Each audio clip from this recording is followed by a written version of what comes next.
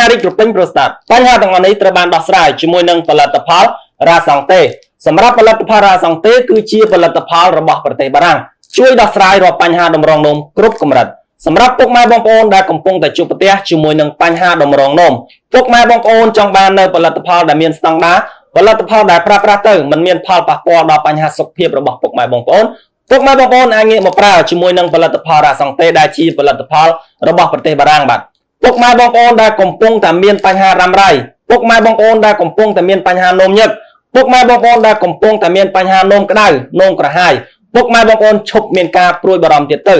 ពុកម៉ែបងប្អូនគ្រាន់តែងាកមកប្រើជាមួយនឹងផលិតផលរ៉ាសង់តេត្រឹមតែមួយកំប៉ុងពុកម៉ែបងប្អូននឹងដឹងពីប្រសិទ្ធភាពហើយបើសិនជាពុកម៉ែបងប្អូនចាប់អារម្មណ៍ជាមួយនឹងផលិតផលរ៉ាសង់តេនេះពុកម៉ែបងប្អូនចង់ជាឬក៏ចង់ប្រឹក្សា